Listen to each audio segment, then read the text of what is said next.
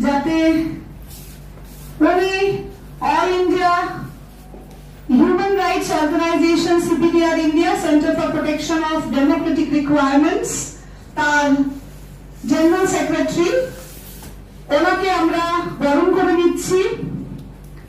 দাদার সাথে আমরা যৌথভাবে জুড়ে আছি। আর আমি মহিলা সেলের ভাইস প্রেসিডেন্ট। সেকেন্ড, দাদা প্লিজ বসুন।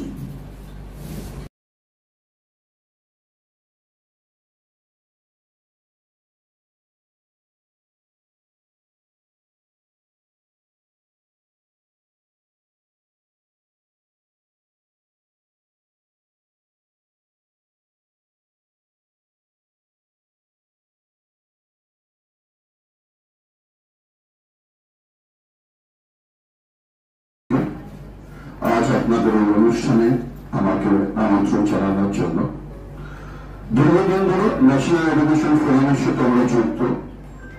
Centre for protection of Democratic Republic of India, যার শর্ট ফর্ম আমরা সিপিডিআর ইন্ডিয়া হিউম্যান রাইটস নামে পরিচিত, দীর্ঘদিন ধরে এই একই সঙ্গে চলার পথে আমরা চলছি। আজ বেঙ্গল এডুকেশন ফোরামের যে নতুন বার্তা সারা পশ্চিমবঙ্গে একটা নতুন দিগন্ত সৃষ্টি করার জন্য আলোড়ন তৈরি করবে, ডক্টর গীতাঞ্জলি নামের যে স্বপ্ন যে সারা ভারতবর্ষের ছোট্ট ছোট্ট বাচ্চারা যেন এডুকেটেড হতে পারে, পড়াশোনা শিখে যেন নিজের পায়ে নিজে দাঁড়াতে পারে এবং নিজের চরিত্র গঠনটা তৈরি করতে পারে। কারণ কি, আজকে আমাদের সারা ভারতবর্ষ জুড়ে শুধু রাজনীতির বাইরে আর বড় বড় ভাষণের বাইরে আর কিছু নয়। কারণ তার ফলে আমাদের কিন্তু শিক্ষা ব্যবস্থাটা একদম নিম্নতরে নেমে গেছে, যেখানে মানুষ একটা কথা বললেন যে কোন স্কুল, কলেজ, ইউনিভার্সিটি কোথাও পড়ানো হয় না আপনার অধিকারটা কি। কারণ এখানে বহু সাংবাদিকরা বসে আছে, তাদেরকেও তারা দেশের একটা চতুর্থ স্তম্ভ, তাদেরকেও যদি জিজ্ঞাসা করা হিউম্যান রাইটস সম্বন্ধে আপনারা কিছু জানেন, তারাও কিছু জানে না, তারাও অজ্ঞ। কারণ কি, সরকার তাদেরকে জানায়নি, সংবিধান কি সরকার কাউকে পড়ায়নি। কারণ সরকার জানে যে সরকারি আসুক না কেন, যদি সংবিধান সম্বন্ধে বা হিউম্যান রাইটস সম্বন্ধে আপনি জেনে নেন, আপনার অধিকারটা আপনি চাইবেন, আপনি নেওয়ার চেষ্টা করবেন। সেটা যখন আপনি চাইবেন তখন তারা যদি সেই অধিকারটা দিতে যায় তাহলে আপনাদের অধিকারটা খরচ হবে। সেই জন্য তারা আপনাদের অধিকার থেকে সবসময় বঞ্চিত করবে। সেই বঞ্চিত করার উদ্দেশ্যে কিন্তু হিউম্যান রাইটসকে আগে আসতে দেওয়া হয় না। আপনারা জানেন না যে যে কোনো একটা মাতৃ গর্ভে যখন একটা সন্তান জন্মায়, প্রসব নেয়, মানে প্রসব করেনি, যখন সন্তান আসছে তখন থেকে কিন্তু তার রাইট শুরু হয়ে যায়। তাকে কিন্তু আপনি তার গর্ভে তাকে মারতে পারেন না, কারণ তার সংবিধান আমাদেরকে সেই রাইটস দিয়েছে। সেই বাচ্চাটা কিন্তু সেই রাইটস নিয়েই কিন্তু পৃথিবীর বুকে আসবে। সে যখন পৃথিবীর বুকে আসবে সে হিন্দু হতে পারে, মুসলিম কমিউনিটির হতে পারে, শিখ কমিউনিটির হতে পারে, কিন্তু তিনি পুরুষ হতে পারে, নারী হতে পারে, থার্ড জেন্ডার হতে পারে, কিন্তু যেই হোক না কেন আমাদের অধিকারে কিন্তু সীমিত জায়গায় কিন্তু সমান। কারণ আমাদের সংবিধানে 15 নম্বর অধ্যায়কে বলে দিয়েছে যে ধর্ম নির্বিশেষে যেখানে যার কিছু হোক না কেন আমাদের কিন্তু রাইটটা সকলেই সমান। আপনার রাইট, আমার রাইট, সাংবাদিকরা যারা বসে আছে তারা, স্কুল টিচাররা বা ধরুন মুখ্যমন্ত্রী বলুন, প্রধানমন্ত্রী, রাইটের ক্ষেত্রে আমাদের সবাই সমান। কিন্তু সেই রাইটটা কি আমরা পাই না। যখন যাদের হাতে পয়সা আছে, আইন তার হাতে আছে, রাইট তার হাতে আছে। কারণ আমরা আমাদের রাইট সম্বন্ধে জানি না বলেই আমরা রাইটটা চাইতে পারি না। কিন্তু এডুকেশন ব্যবস্থায় যদি এই রাইটটা লেখা থাকে, জানা থাকে বা জানানো থাকে, তাহলে ছোটবেলা থেকে মানুষ শিখবে আমার রাইট গুলো কি, আমাদের মৌলিক অধিকার গুলো কি, অন্য, বস্ত্র, শিক্ষা, স্বাস্থ্য, বাসস্থান, এই যে 5টি আমাদের মৌলিক অধিকার গুলো আছে, এর মধ্যে কিন্তু আমাদের জীবন ধারণ। তার মধ্যে দেখো, যখন আমাদের অন্যের দিক থেকে সমস্যা হয় তখন আমরা কার কাছে যাবো, কি করবো আমরা জানি না। আমাদের বস্ত্রের দিকে যখন সমস্যা হয় তখন এডুকেশনটা তো রয়েছে, তো সেই এডুকেশনও তো আমার অধিকার। কিন্তু এই অধিকারগুলো আমাদেরকে শেখায় খুব সুন্দর হবে। আজকে আপনাকে এডুকেশন ফ্রিতে দিচ্ছে, কারণটা কি, সরকারি স্কুল ফ্রিতে নেই তো, কিন্তু আমাদের যেরকম প্রাইভেট স্কুলগুলো আমাদেরকে পেমেন্ট করে নিয়ে হয়তো আমাদের করতে হয়। কারণটা কি, দেখুন সরকারি স্কুল আর প্রাইভেটের মধ্যে পার্থক্যটা অনেকখানি।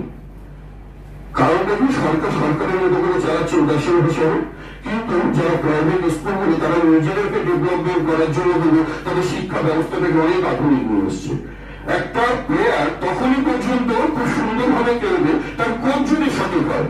তার কোচ যদি সঠিক না হয় সে কোনো সময় মাঠে নেমে ভালো খেলতে পারবে না এবং সে স্কিল শিখতে পারবে না। সে জানবে না তাকে কিভাবে খেলতে হবে, তাকে কিভাবে কোন জায়গায় গোল করতে হবে বা কোন জায়গায় ছয় মারতে হবে, কিভাবে আমাকে ব্যাট চালাতে হবে বা কিভাবে আমাকে বাস্কেট করতে হবে।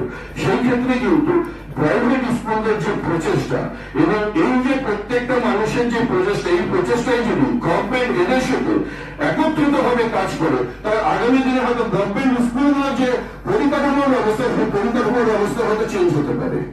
সেই জন্য কিন্তু এই যে আমাদের বেঙ্গল এডুকেশন ফোরামের নতুন যে আলোড়ন সৃষ্টি হয়েছে, আমি চাই যে আমাদের মাননীয় মুখ্যমন্ত্রী তাদের সাথে একত্রিত মিলে অর্থাৎ পশ্চিমবঙ্গের যে নামটা আগেও ছিল যে আমাদের যত শিক্ষা ব্যবস্থা যাবতীয় যা কিছু ছিল পশ্চিমবঙ্গ থেকে সব শুরু হতো। এডুকেশনের দিক থেকে পশ্চিমবঙ্গ সব জায়গা থেকে এগিয়ে থাকতো। কোন জায়গায় IAS IPS যদি থাকে সেখানে সবসময় বাঙালি উপস্থিত থাকতো। আজকে কিন্তু সেটা দেখা যায় না, কারণ কি আমাদের শিক্ষা ব্যবস্থা নিম্নস্তরে নেমে গেছে। সেটাকে আমাদের উপরে তুলতে হবে এবং সারা ভারতবর্ষ জুড়ে যেটা ডক্টর গীতাঞ্জলি মুখার্জির যে ভাবনা চিন্তা, উনি তো শুধু সেই প্রচেষ্টায় সারা পশ্চিমবঙ্গ নয় সারা ভারতবর্ষ জুড়ে যেভাবে ছুটে বেরোচ্ছেন এবং কাজ করে চলছেন, তিনি আগামী দিনে একটা ব্র্যান্ড নামে পরিচিত হবে, যে শিক্ষার ব্যবস্থার আধুনিক একটা নাম ডক্টর গীতাঞ্জলি মুখার্জি। চলো যাবো। প্রথমে বলো অদিনদা কেমন আছো একটু বলো।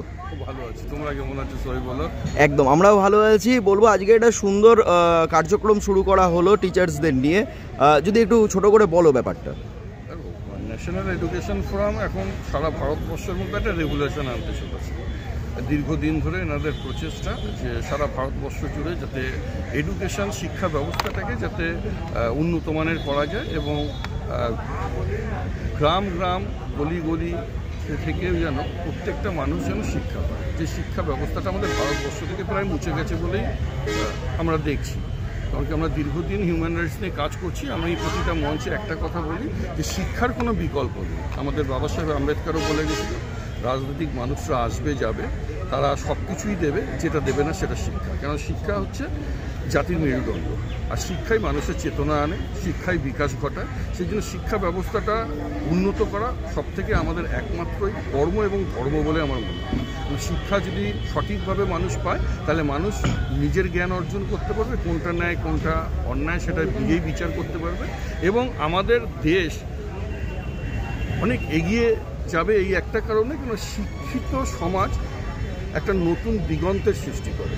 সেই জায়গা থেকে এডুকেশন ফোরাম এবং ডক্টর গীতাঞ্জলি মুখার্জির যে নেতৃত্বে এই সিস্টেমটা সারা ভারতবর্ষ জুড়ে চলছে এবং তাদের সাথে আমরা একান্তভাবে অঙ্গিকভাবে রয়েছে। এবং ম্যাম আমাদের সুপিরিয়ার ইন্ডিয়া হিউম্যান রাইটস অর্গানাইজেশনের